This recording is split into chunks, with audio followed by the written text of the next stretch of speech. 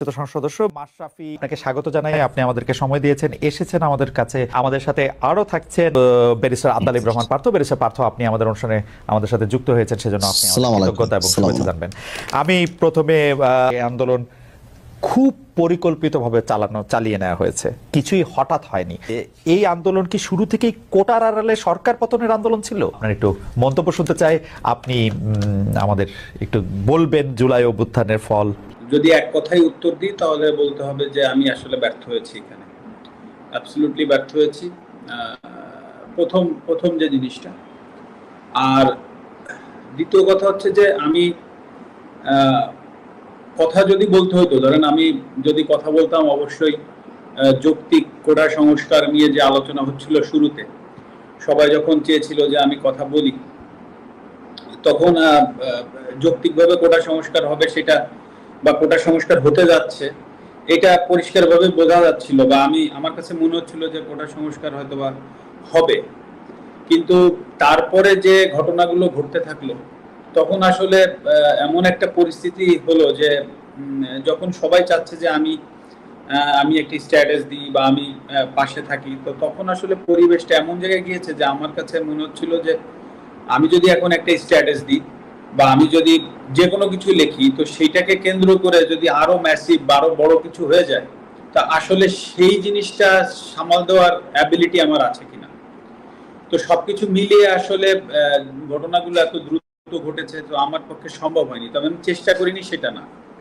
এবং আরেকটি বিষয় যে আমি যদি কথা মানে আমি যদি স্ট্যাটাসের ভিতরে সীমাবদ্ধ থাকতে চাইনি, এটা সত্যি কথা। মানে আমি চেয়েছিলাম স্টুডেন্টদের সাথে কথা বলতে, বা আমি চেয়েছিলাম যে তাদের সাথে আলোচনার মাধ্যমে কিছু করা যায় কিনা। হ্যাঁ, কারণ আমি যদি একটা স্ট্যাটাস দিতাম, তাতে করে যা কিছু ঘটেছে, যা কিছু হয়েছে, তার থেকে কম হতো না।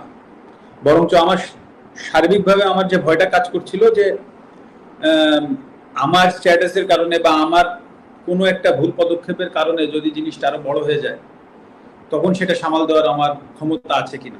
ক্রিকেটার হিসাবে যেটা আপনারা দেখেছেন সেটা হচ্ছে যে আমি খেলোয়াড় ছিলাম, খেলোয়াড় থেকে আমি ক্যাপ্টেন হয়েছি। তো ক্যাপ্টেন হওয়ার পরে খুব স্বাভাবিকভাবেই আমি যদি ভালো হয়, হয়তো অনেক সময় আমাকে যেতে হয়নি প্রেস কনফারেন্সে, বা আমাকে যদি কেউ ম্যান অফ দি ম্যাচ হয়, তারা গিয়েছে।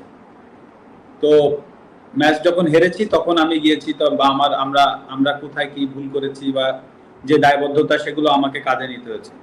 এবং আপনি আমার যতগুলো প্রেস কনফারেন্স আছে সবগুলো ঘাটলে দেখবেন যে আমি সবগুলো দায়ী আমরা ব্যর্থ হয়েছি, বা আমি ব্যর্থ হয়েছি, বা আমার লিডারশিপটা জায়গায় থাকতে পারিনি। এটা কিন্তু এটা তো একটা রাজনৈতিক জায়গা, প্রথম বিষয়। দ্বিতীয় বিষয় হচ্ছে এটা জাতীয় বিষয় হয়ে গিয়েছে। আবার এই আমি আমার দলের ক্যাপ্টেনও না, আমি আমার দলের অধিনায়কও না, আমি আমার দলের সহ অধিনায়ক। আমি এইমাত্র রাজনীতিটা শুরু করেছি। তো আমাকে আইদার উপদেষ্টা মণ্ডলীতে থাকতে হবে হয়তো, বা আমাকে ওই দায়িত্বটা পাইতে হবে যে আমি যে কথা বলবো, বা সেরকম সুযোগ না পাইলে তো আসলে আমার কথা বলার সুযোগ থাকে না। তো এখানে হুট করেই আমি একটা জায়গায় চলে গেলাম, একটা দায়িত্ব নিয়ে কথা বললাম, সেইখান থেকে একটা বড় ঘটনা আবার ঘটে গেল, তখন সেই দায়ভার আমার কাঁধে আসলো। তো এই সব বিষয়বস্তু কিন্তু আছে, যে আমি এখন সবকিছু মিলিয়ে যে আমি চেষ্টা করিনি সেই কথা না, আমি চেষ্টা করেছি, আমার সাধ্যমতো চেষ্টা করেছি, হয়তো আমার সুযোগটা আসেনি। আর সর্বোপরি এখানে তো আমি কারো দোষ দিব না বা দোষ দিতে যাচ্ছিও না। খেলোয়াড় জায়গা থেকে যে আমি ব্যর্থ হয়েছি সেটা আমি প্রথমে অ্যাকসেপ্ট করেছি, এখনো করছি। তবে আমি চেষ্টা করিনি সেই জায়গাটা একেবারেই বলবো না যে আমি চেষ্টা করিনি, আমি হয়তো বা পারিনি। আমি নড়াইলের মানুষকে, যারা আমাকে সংসদে পাঠিয়েছে, আমি কালকে তাদেরকে কি প্রশ্নের উত্তর দিতাম যে আমরা আপনাকে অনেক আশা করে এখানে পাঠিয়েছিলাম যে নড়াইলকে আপনি একটা জায়গায় পৌঁছে দিবেন, আমি তাদেরকে কি প্রশ্নের উত্তর দিতাম? সবকিছুই স্বাভাবিক হতো। তো আমার জায়গা থেকে আসলে যে জিনিসটা করার দরকার ছিল, যেটা আমার কাছে সবসময় মনে হয়েছে পুরো আন্দোলনের ভেতরে, ওইখান থেকে দাঁড়িয়ে আমার কাছে মনে হয়েছে একটা স্ট্যাটাস দিলে সবকিছু সমাধান হয়ে যেত, সেটা না, আমি আরো বড় পরিসরে কিছু করতে পারতাম কিনা, এবং সেটা স্টুডেন্টদের কাছে যে তারা হয়তো বা নাও আসতে পারতো, সেটা তাদের ব্যাপার ছিল। কিন্তু আমার হয়তো বা ওই খারাপ লাগাটা থাকতো না যে না আমি চেষ্টা করিনি বা চেষ্টা করে পারিনি, সেই জায়গাটা হয়তো আমার থাকতো না। কিন্তু সেটা পারিনি, যেটা বললাম যে ব্যর্থ হয়েছি, পারিনি। আপনাকে আমি বলতে পারি যে আমার মেয়ে সে ইনস্টাগ্রাম ইউজ করে, আমার ইনস্টাগ্রাম থাকলেও আমি ফলোয়ার না। তো সে 17 তারিখ থেকে তার ইনস্টাগ্রামে সে অনেক কথা স্টুডেন্টদের পক্ষে লিখে গিয়েছে, বলেছে। তো আমি তো ইনস্টাগ্রাম ফলোয়ার না, তো আমাকে আমার এক ছোট ভাই বলল যে হুমায়রা বোধহয় স্ট্যাটাস দিচ্ছে, মানে আমার মেয়ে। তো তখন আমি আমার মেয়েকে জিজ্ঞেস করলাম যে তুমি কি স্টুডেন্টদের পক্ষে আন্দোলনে স্ট্যাটাস দিচ্ছ? তো আমাকে বললো হ্যাঁ আমি দিচ্ছি, তোমার কোনো প্রবলেম আছে কিনা? তা আমি বলেছি না, আমার কোনো প্রবলেম নাই। এবং আমি ওকে এটাও বলেছিলাম যে তোমার স্কুল থেকে যদি আন্দোলনে যাই, মেক শিওর যে তুমি তাদের সাথে থেকো।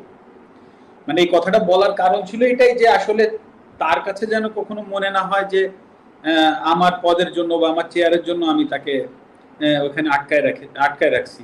এই জিনিসটা যেন কখনো তার মনে না হয়। এবং এত ঘটনার ভেতর দিয়ে অন্তত ওইটুক জায়গায় আমার অবস্থান আছে আমার মেয়ের কাছে যে না, আমার বাবা আমাকে আটকায়নি। আর একটা কথা বলি এর ভেতরে অল্প একটু, যেটা হচ্ছে আজকে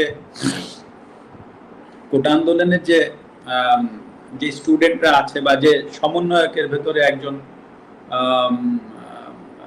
ক্রীড়া মন্ত্রণালয়ের উপদেষ্টা মহোদয় জনাব আসিফ সাহেব যিনি হয়েছেন, আপনি দেখবেন উনি কিন্তু খেলাধুলা নিয়ে এখন থেকে উনি কাজ করবেন, বাংলাদেশের সার্বিক খেলাধুলার বিষয়গুলো নিয়ে কাজ করবেন। এখন যদি আল্লাহ না করুক কালকে একটা প্রবলেম হয়, আল্লাহ না করুক যদি কোনো একটা খেলাধুলায় কোনো জায়গায় প্রবলেম হয়, উনি কিন্তু প্রধান উপদেষ্টা মহোদয় ডক্টর ইউনূস স্যারের কাছে যাবেন, বা সিনিয়র উপদেষ্টা মহোদয় যারা আছেন উনাদের সাথে আলোচনা করে এসেই কিন্তু উনাকে স্টেটমেন্ট দিতে হবে। It's very simple. কারণ উনি একটা দায়িত্বশীল জায়গায় আছেন। তো হুট করেই একটা সমস্যার সমাধান উনি একা কিন্তু এসে এই আপনাদের সামনে মানে প্রেসের সামনে হুট করে বলে ফেলতে পারবে না। তো দায়িত্বশীল জায়গাগুলো কিন্তু অনেক কিছু চিন্তা করে কথা বলতে হয়। তো সেই জায়গা থেকে সেই জায়গাটায় কিন্তু আমি ছিলাম। হ্যাঁ, আপনি আমাকে খেলোয়াড় মাশরাফি বলছেন, আমি সেভাবে উত্তর দিচ্ছি, কিন্তু এট দ্য সেম টাইমে কিন্তু আমি একটা দায়িত্বশীল চেয়ারে বসেছিলাম। তো হুট করেই আমি কিন্তু ফ্রন্টে এসে একটা কথা বলে দিলাম, আর তাই নিয়ে একটা বিশাল আরো বড় কিছু হয়ে গেল। সেটার ট্যাকেল দেওয়ার ক্ষমতা আদৌ আমার আছে কিনা, বা বর্তমানে যারা কাজ করবেন তাদেরও কিন্তু এই জিনিসগুলো ভেবেচিন্তে কাজ করতে হবে। তো এটা কিন্তু ভেরি সিম্পল ব্যাপার। তো আমি যেটা বলতে চাচ্ছি যে হ্যাঁ আমি ব্যর্থ হয়েছি, কিন্তু আসলে আমারও তো সীমাবদ্ধতা আছে বা ছিল, এটাও কিন্তু সত্য কথা। কিন্তু সেটাকে যে আমি এক্সকিউজ হিসেবে দাঁড় করাচ্ছি সেটা না। কারণ মানুষের দাবি ছিল, প্রথমত আমি একজন খেলোয়াড়, তারপরে আমি সংসদ সদস্য। আমি খেলোয়াড় থেকে আমার পরিচয় মাশরাফি না হলে আমি অবশ্যই ওই সংসদ সদস্যে আমার যে ডাক নাম ছিল, আমার নড়াইলের মানুষ চিন্ত কৌশিক নামে, সেই নামে আমি নিশ্চয়ই সংসদ সদস্য হইতে পারতাম না।